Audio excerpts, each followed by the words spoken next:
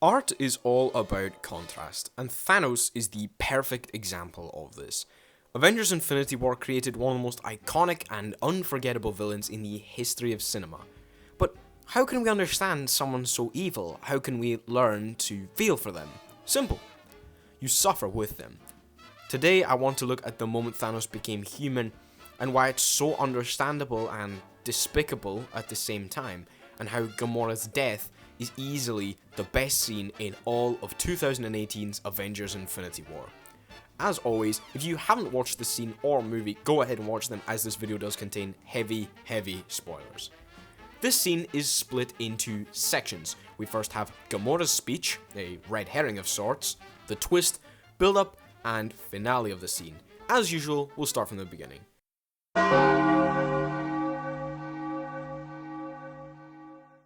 We get some establishers and quickly meet Red Skull. Remember this guy? I'm not going to go into detail on this because of time restraints, so let's just jump straight to Gamora's speech. And you call it mercy? We start with a simple shoulder level close single of Gamora angled slightly down. She's basically saying what's on everyone's minds at this point. Not really much to this, so let's move on. The universe has judged you. The tone of Gamora's voice here is really interesting. She's speaking for all of Thanos' victims, saying that the universe has passed its judgment on him. You asked it for a prize, and it told you no. Besides the strange English here, very American and a bit distracting, Gamora continues her triumphant speech. She's really rubbing in how little all of Thanos' killing came to, and is reminding him that these actions rarely have positive consequences. You failed. The perceptive among the audience at this point will note that Gamora's speech feels rather hollow. This is achieved through two different factors. The first is the purpley blue lighting that gives the entire scene a very cold feeling. The second is a lack of that characteristic triumphant soundtrack in Avengers films that usually elevates these kind of speeches and moments. Instead, the background is empty. This again adds to the hollow feeling of Gamora's apparent victory. And do you want to know why? Here, Gamora helps build up the climax of her speech. Real talk for a minute, the only reason I actually made this point here is because YouTube will copyright claim my video if I make the clip too long, so let's horse on. Because you love nothing. No one. This is the conclusion of Gamora's big, dramatic, heroic victory speech. She deems Thanos as inhumane and cold, which certainly to some degree at this point we're inclined to agree with. We cut to an over-the-shoulder low double. The dark clouds really put a firm feeling of uncertainty and danger around this situation. We look up at Thanos, who is facing away from the camera to hide his face. Our minds immediately start racing. What is he feeling? Anger? Fear, maybe? As it turns out, neither. Thanos turns and immediately our brains register the despair and sadness in his face. At this point, a dramatic drumming starts in the background. It really makes this moment in particular here feel huge. Gamora picks on Thanos' unhappiness immediately. Really? Tears? The over-the-shoulder high angle of Gamora is superb. We see her almost just like Thanos does. And yet, I think Gamora is slightly upset to see her father like this. He is her adoptive father in the end, and it hurts her to see him in pain. And then the penny drops.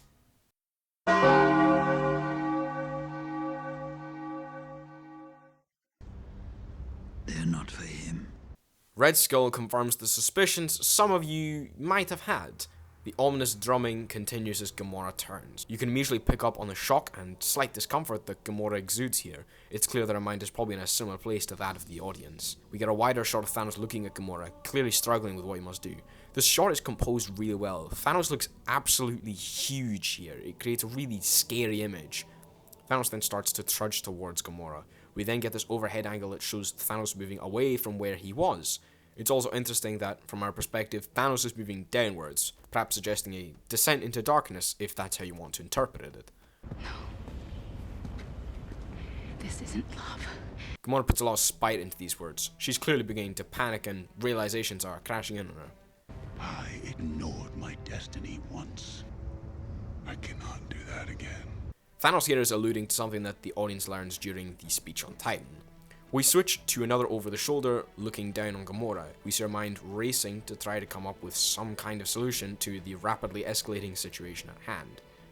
Even for you. There's very, very real emotion in this sentence. Thanos is nearly whispering with the mental suffering that is undoubtedly playing out in his mind. The tears are clear and the lighting is chilling, illuminating them perfectly to create a cold, empty, hollow air to the scene. I think this is really, to me, the moment Thanos becomes human to us. We see that even though he doesn't want to make the sacrifice, he has to for, in his eyes, the sake of the entire universe, and it means giving up the one he loves most. There's something strangely heroic about that. It doesn't change the fact that he is killing his own daughter, but we can feel for him here.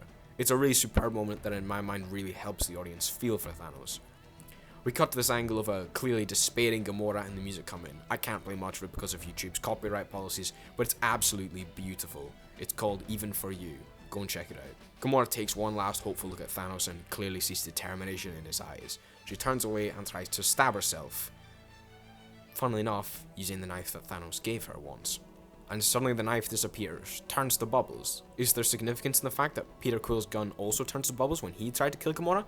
Perhaps. The knife just dissolves by the power of the Reality Stone along with any hope we had for her living. We cut to a heartbroken Thanos who utters one of the most heart-wrenching sentences of the entire movie.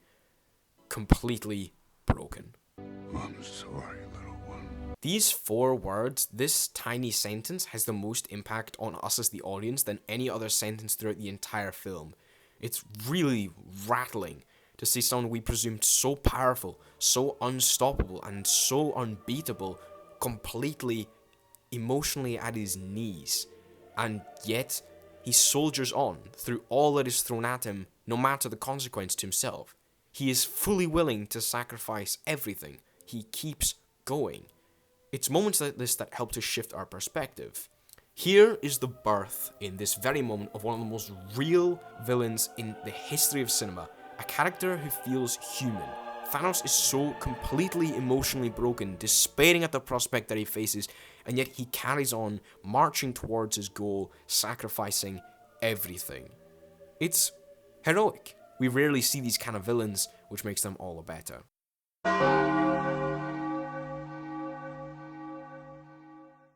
We now start to build up toward the actual climax of the scene, and part of the beauty of it is that there's no really audible dialogue from here onwards. The emotions are simply portrayed in the music and the actual visuals. Thanos grabs Gamora's hand in this really wide side-on angle. It's a refreshing change of perspective. We now begin to see Gamora being dragged, the camera obscuring Thanos' face for reasons we'll see in a moment. The actual footage slows down, making what's already a very jarring, despicable act all the worse. We only see Thanos' actions here, reminding us of just how evil this is. He's killing his own daughter against her will. We can't excuse this, can we? And then we see his face. The visible agony torn across his face floods our vision. Here we realize just what this is doing to him. We realize what this action means to him. Gamora is the only thing in the universe he truly loves, and here he is sacrificing her for the greater good. We almost feel for Thanos and feel like maybe, just maybe we can justify it. But then we cut back to Gamora now resisting all more violently. We again smash back into the realization that he's killing his own daughter.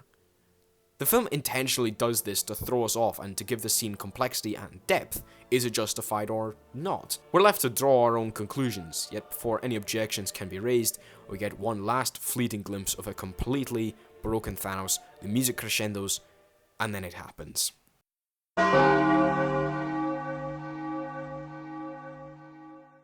We switch to the same angle as before, side on and very wide. This makes us feel detached, like all we can do is watch. It makes the audience feel helpless, and that's very powerful. The angle also makes the action feel huge. It's the focal point of the shot, right in the center, so it has our full focus. That being said, a careful study of the backgrounds can help us here too.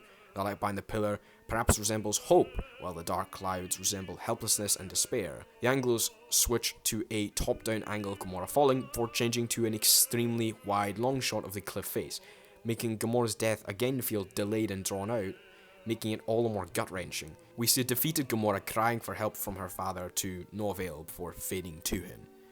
Thanos has a million emotions painted across his face. Shock, terror, anguish.